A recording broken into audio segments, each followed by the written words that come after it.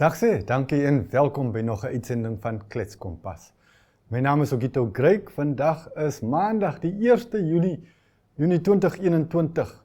Bietjie later in vandag se uitsending sal Andrew Poolman by my in die ateljee kom aansluit om die nuutste sporthoogtepunte met ons te kom deel.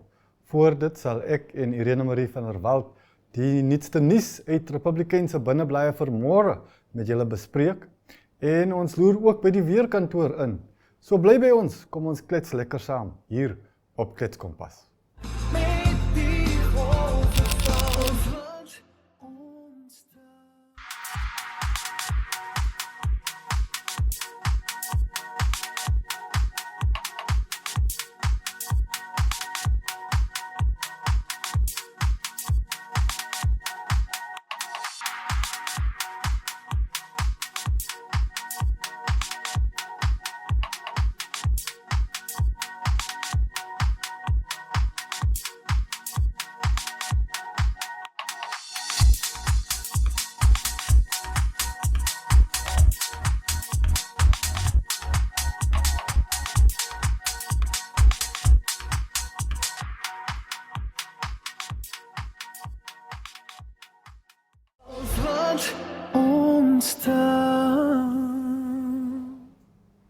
Welkom terug en hier in die ateljee met my Irene Marie van der Walt. Hoe gaan dit, Irene? Dit gaan goed, Ogito. Ons gaan nog aan. Ja, nee, ons is gelukkig om voort te gaan en ek hoop jy het 'n lekker naweek agter die rug, geen misdaad.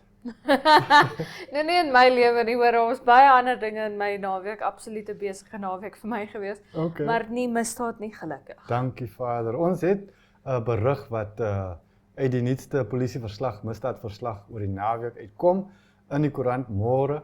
Daar is 'n aardige voorval verwant met pensionarisse. Ja, 'n bejaarde egpaar wat beide pensionarisse is Vrydagoggend hier omstreeks 10 minute oor 9 in die oggend in hulle huis gijslaar gehou. Hulle is met veters vasgebind. Die mense toe met digitale toestelle en al wat 'n ding is hulle daar weg.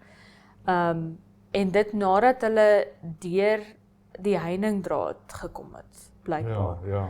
So Die elektriese draad wat hulle glo gesny het. Ja. Nee, dit is aaklig en kommerwekkend. Regtig. Dis nie maklik om hier in Namibië te lewe nie. Daar was ook 'n ander voorval waaroor verslag gedoen is. 'n besigheidsman van Tsumeb wat langs die kus glo sy kar parkeer het langs die see en toe al van Vrydag af vermis is. Ja, dit is met die voetspore wat blykbaar van die kar af gegaan het tot in die see. So en sy liggaam is gevind. So ja, daar is baie voorvalle. Dis propvol. Moenie dink daar is nie misdaad hier in Namibië nie. Die verslag is propvol.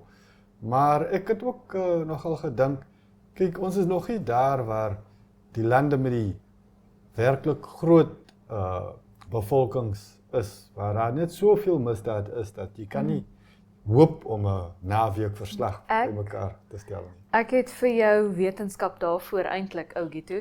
Hulle noem dit in Engels die bystander effect. Okay. En daar's nog 'n effek wat baie is soos die bystander effek. Hy het sy aparte naam. Maar basies die bystander effek sê dat as jy byvoorbeeld, verbeel jou nou jy is op 'n straat in die aand, dit is donker en jy hoor 'n skoot agter jou afgaan. En jy kyk om en jy sien iemand is doodgeskiet. As jy alleen is, gaan jy mos natuurlik inspring en help, jy weet. Maar die bystander effect sê dat as jy nie alleen is nie, en as jy een van 'n groep mense is, dan is die kanse baie minder dat enige van julle gaan inspring en help, want daar is wat hulle in Engels noem diffused responsibility. So dis nie net my verantwoordelikheid nie, dis almal anders se verantwoordelikheid. En daar is ook 'n soortgelyke effek wat te doen het met half wegraak in 'n groep. Jy weet dat daar nie noodwendig 'n diffused responsibility is nie, maar dat jy half amper net 'n nommer is. Jy het nie 'n individuele identiteit in 'n groep nie en ek glo vas dat dit iets met misdaad en groot misdaadsyfers in groot lande te doen. En dis een van daai dinge wat ek baie keer toe ek nou onlangs in Suid-Afrika was, het dit my net herhaaldelik bygeval dat dit soveel moeiliker is om hierdie land te regeer as Namibië, omdat dit so groot is, omdat daar so geweldig baie mense is. Daar is in Pretoria alleen, Pretoria en omliggende areas, nou nie net die munisipaliteit nie, Pretoria en sy omliggende areas, is daar meer mense as wat daar in die hele Namibië is. Ja, nee. Jy weet, so dit moet nogals moeilik wees om so iets te regeer, om seker te maak, dis klein goed soos die badkamers wat by die volstasies nie mooi skoon is, soos in Namibië nie, jy weet, ons raak gewoon daaraan. En dan dink ek elke keer net, maar dit is soveel moeiliker om met allerlei mense. Hierdie land te regeer met al hierdie mense, met elkeen met sy eie lewe lei en all these cogs in a big machine. Baie Dis 'n interessant. groot masjien om te onderhou. Ja, is baie interessant. Alhoewel, 'n ander storie wat ook in môre se koerant is, dit hou verband met die petrolprys. En as ons in daai geval ons land met Suid-Afrika en eintlik die res van Suider-Afrika vergelyk, dan doen ons baie beter as die res. Veral Zimbabwe wat nou al amper by $40 'n liter petrol en diesel is. Maar die storie wat Sonja geskryf het, is in verband met die ooreenkoms wat ons minister van Industrie, Myne en Energie, Modestus Amutse, geknoop het met Vitol, die moedermaatskappy van Vivo Energy, wat vir ons bekend is deur al handelsmerk hier in Namibië, Shell. My groot vraag is, hy het nou vir Sonja gesê, dit spaar die staat oor 'n kwessie van 3 maande, iets soos 1 miljard Namibiese dollar. My vraag is, hoe? Want toe ek daai berig gelees het, het ek so half net die indruk gekry dat hy dit nou gesê om mense stil te maak, maar hoe spaar die regering en word daardie besparing aan die regering nou maar net oorgedra aan die Namibiese gebruiker? In daardie geval is daar ook 'n wetenskaplike naam vir daai effek, jy weet. Ja, maar kyk, ons prys is gesubsidieer deur ons nasionale energiefonds, wat ons eintlik subsidieer deur wat ons betaal vir ons petrol. Daar is 'n heffing wat na die fonds toe gaan. Maar hy sê dat hierdie fonds is nou al amper opgebruik. Daar is nou amper niks meer oor nie, sedert dit ons brandstof aankope sedert die oorlog wat Amerika en Israel teen Iran voer begin het, Wat mens kan verstaan.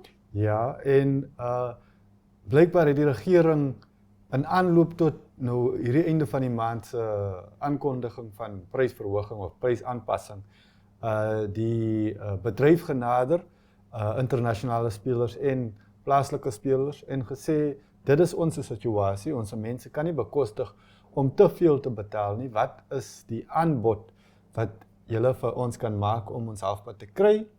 En volgens die minister is dit Vitol die enigste wat gesê het, ons sal vir julle die prys, die brandstof teen kosprys verkoop, sonder ekstra fooie en heffings, wat nie een van die ander verskaffers bereid was om te doen nie. Dit is wat hy sê. So dis blykbaar hoe ons die 1 miljard oor 3 maande gaan spaar. Want ek moet vir jou sê, ek ken 'n paar mense in en om die oliebedryf, petroleumbedryf, in verskeie maatskappye, en baie van hulle sê daardie organisasie waaraan hierdie brief geskryf is, het hulle nog nooit van gehoor nie. Hulle weet nie wie is hierdie organisasie nie, jy weet. So, dit laat vir my vrae ontstaan, dat jy weet, is dit nou net toevallig dat hierdie 1 of 2 maatskappye, want dit is nou nie 'n Shell en 'n Vivo en 'n wie ook al nie, dis kleiner maatskappye, dis om maatskappye om die oliebedryf in 'n manier, maar terselfdertyd word hulle verteenwoordig as deel van die petroleumbedryf. Ja, ek dink die hele kwessie is baie interessant en iets wat ons almal as Namibiërs noukeurig moet dophou. Onthou dat Vivo is ook die onderneming wat nou onlangs 52 vulstasies aan Nassan verkoop het. Nassan is die eerste Namibiese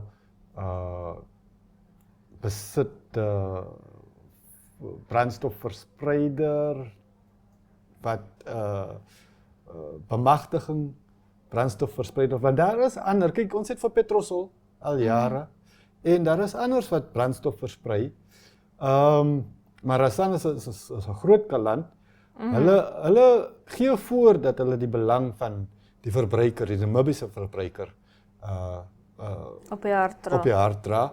Maar ek dink ons moet almal hulle se optrede noukeurig dophou. En om te sien wie se belang is hulle eintlik. Ja, ek dink indien enigiets het hierdie nou vir my gewys, jy weet, dat die oliebedryf nog so bietjie moet saamtrek. Jy weet, daar is olie gevind en daar's eksplorasie en daar's kosteberamings en al wat 'n ding is. Maar jy weet, as mense in en om die oliebedryf sê, maar ek het nog nooit van hierdie vereniging, assosiasie, wat ook al gehoor het nie, dan het jy dalk probleme in jou bedryf hou. Maar nou ja, daar het julle dit en natuurlik is die storie in môre se koerant. Lees gerus en hou die verwikkelinge dop vir jou eie onthaalwe. Dis dan dit, baie dankie Irene Marie vir die nuus segment, maar hier is nog veel om te bied op Kletskompas, so bly by ons.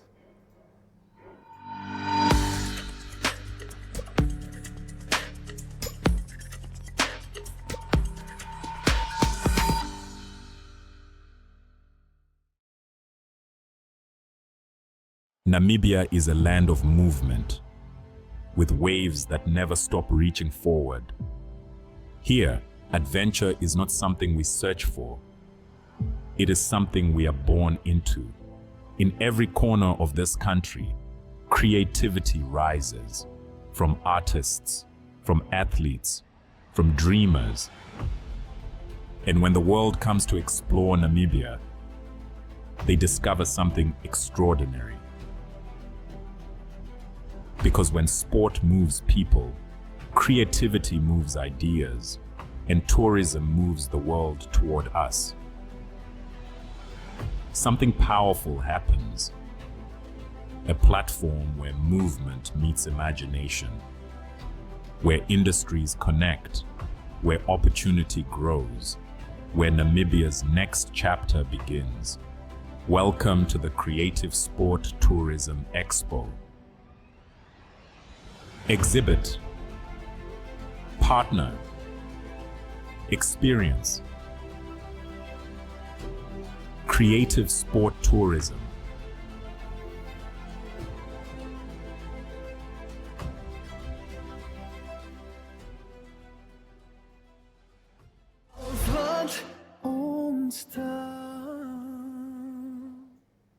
Ja nee, die CST Expo is op pad, maar dis eers in September. Kom ons loer nou na die weerverwagtinge vir môre, dis dan die 2 Junie 2026, is dit Dinsdag op Katima Malilo. Verwag ons sonskyn heeldag vanaf 11 grade tot op 28 grade en 8 van die temperatuur, Rundu vanaf 11 tot op 27 en Hana vanaf 12 tot op 29, Oshakati vanaf 14 tot op 28 en Ruakana vanaf 12 tot op 29, sonskyn in al die dorpies. Ook Tsumeb is dit sonskyn môre vanaf 13 tot op 25 grade en 8 van die temperatuur, Otjiwarongo vanaf 11 tot op 24, Omaruru vanaf 12 tot op 27, wind ook bietjie koeler in die oggend vanaf 9 grade tot op 22, alhoewel die son sal skyn en sonskyn in Gobabis vanaf 12 tot op 23 grade verwag vir môre. Henties Bay verwag ons vanaf 15 tot op 23 grade. Op Swakopmund sal dit gedeeltelik bewolk wees vanaf 15 tot op 19 grade, Walvis Bay ook gedeeltelik bewolk vanaf 17 tot op 24 grade. Rehoboth in die binneland vanaf 12 grade tot op 25 verwag vir môre ook gedeeltelik bewolk.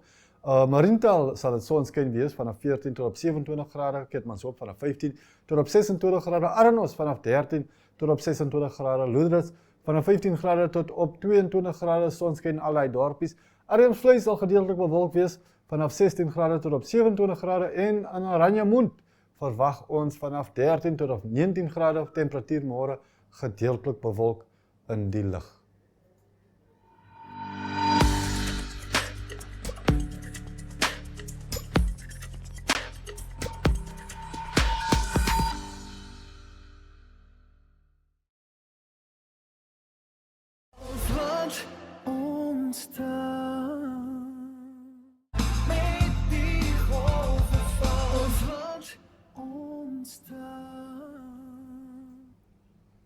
Welkom terug, Andrew Poelman sluit by my aan hier in die ateljee. Hoe gaan dit, Andrew? Ja wat, aan die gang. Mooi. Ek hoop jy het 'n lekker naweek gehad.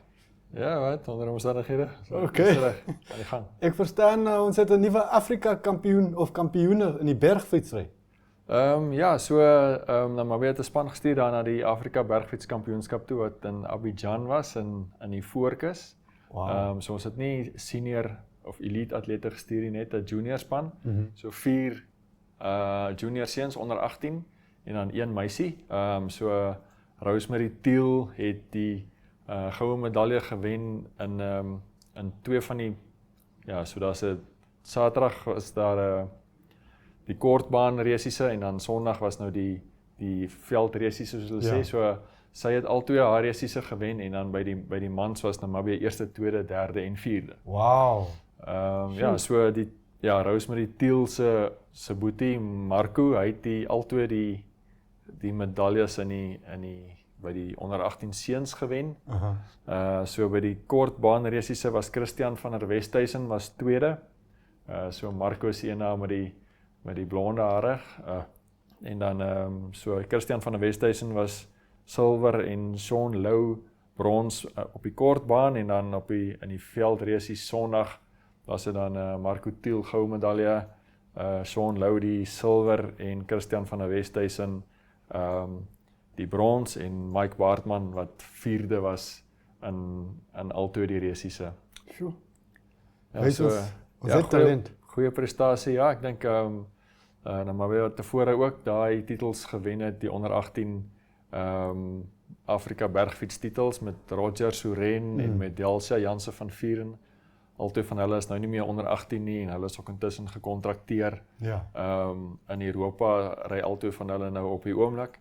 En so ja, dis is goed om te sien dat die jong ouetjies ook deurkom en mekaar sterk kompetisie gee. Ja, wel gedaan julle, wel gedaan. Kom ons praat bietjie van die boksgeveg hier in Windhoek. So Flame Langolo, wat sy WBO Afrika titel verdedig het.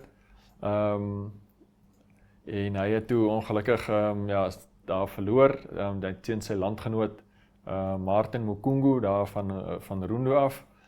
So sommer in die eerste ronde, die geveg wat so binne die eerste 2 minute van die eerste ronde verby was. Sjoe.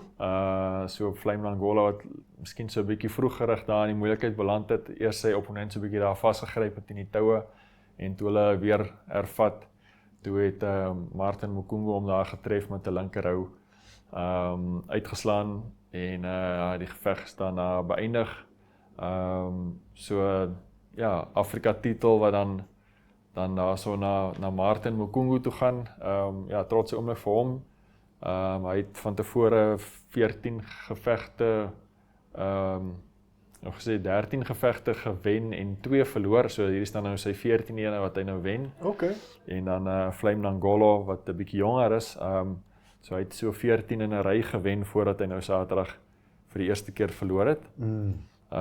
Ek dink net mense op sosiale media wat 'n bietjie baie te sê het natuurlik as boksers verloor. Ja. Almal wat nou daai keyboard warriors is en baie raad geen. Ja, jy moes harder geoefen het en jy moes almal weet presies wat jy moes gedoen het. Ek dink die mense wys bietjie baie respek vir boksers in die algemeen. En is ouens vat hulle kan sê vat jou lewe in jou eie hande as jy daar in die bokskyk klim. Ja. So hulle sê ander sport speel jy maar 'n boks is nie 'n sport wat jy speel nie. So amper soos fietsry.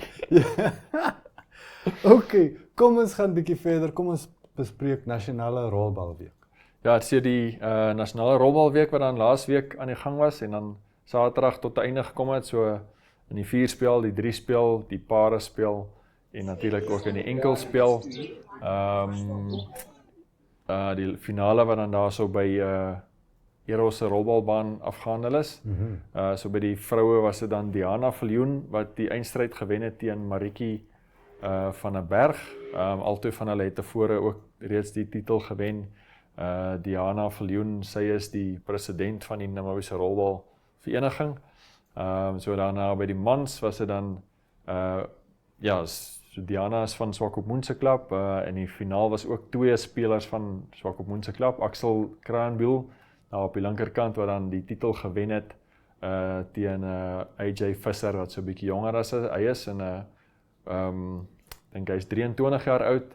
Hy het gesê begin rolbal speel toe hy 11 was. Okay. En ja, so met die eerste keer wat hy dan by hierdie toernooi eintlik verder as die eerste ronde gekom het. So ja, laas jaar se kampioen Waylon Wenzel, hy is dan in die eerste ronde uitgeskakel deur Dean Kalitz, wat die seun is van Dow Kalitz, wat in 2003 die wêreld enkelspel titel gewen het in Australië. So ook dis 'n goeie jong talent wat deurkom ook. Baie mooi, baie mooi. Okay, kom ons gaan verder. Ek verstaan die vroue sokker liga het tot 'n einde gekom. Ja, so dit was dan tot op die einde was dit dan ontspannend geweest. Twee spanne wat mekaar hier so opgekuil het.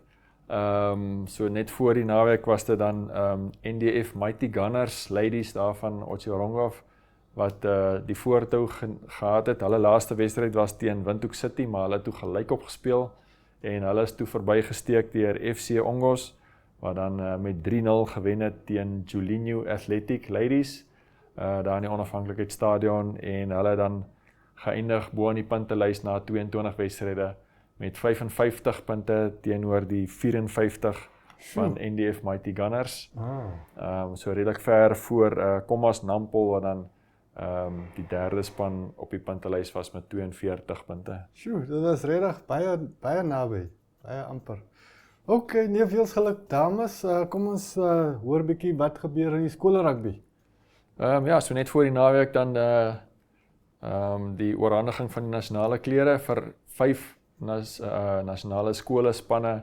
Ja, so in samewerking met die skole rugby se borg Momentum en met MyZone en so. So die onder 18 akademiespan, dis dan seker die ene wat miskien dalk die meeste gewig dra in terme dis dan Mawes onder 18 skolespan. Ja. Hulle gaan dan uit Den Haag toe so van 7 tot 11 Julie. So daai span is dan aangekondig. Al daai name is dan môre in die koerant. Die onder 16 Grand Como week trek ook altyd baie aandag. Dit is dan dit sal in Durban wees. Dis van die 28ste Julie tot die 2de Julie. Daar by Kearnsney in Durban. En dan is daar onder 19 VKB week. Daai span gaan Ryds toe in die Vrystaat. En dan is daar ook onder 16 VKB week wat ook in Frankfurt in die Vrystaat gespeel gaan word. So daar is ook 'n Namibiese span gestuur of gekies wat soontoe sal gaan. En dan 'n onder 18 Rhino week, so die twee Namibiese sê maar tweede beste onder 18 span en hulle gaan speel in Vanderbijlpark aan Gauteng. Wonderlik. Ek dink blootstelling veral vir die jong mense, die jong span is van uiters belang as ons as land iewers wil kom. Ja, nee, verseker. Ek dink dink vir die ook die ontwikkeling, ek dink al die nou maar weet soos die toernooi loop elke jaar kan mens sê meeste van die tyd sê maar hulle wen 2 en verloor 1 of wen 1 en verloor 2 teen spanne wat bietjie sterker is. So ek dink dis goeie blootstelling om hulle self bietjie te meet waar hulle standaard is en bietjie ook te leer hoe om 'n wen te hanteer en hoe om 'n verloor te hanteer en so. Ja. Maar seker ook dit help om jou kalm te hou, daai oomblik as jy nou op by veld op hardloop in dis skare mense wat ons eintlik gewoond is aan. Ja, en die feit dat jy jou land verteenwoordig ook, ja, dis ook altyd 'n baie motiverende faktor vir die jong seuns natuurlik. Baie dankie Andrew. En baie dankie op daai motiverende noot. Sê ons baie dankie vir julle wat by ons aangesluit het. Dis nou al die sport wat ons in hierdie uitsending van Klets Kompas kan bied en ons kom ook tot die einde van die uitsending. Ons sê dan baie dankie vir julle en tot sins tot môre. Klets weer saam met ons. Tot dan. Bye bye.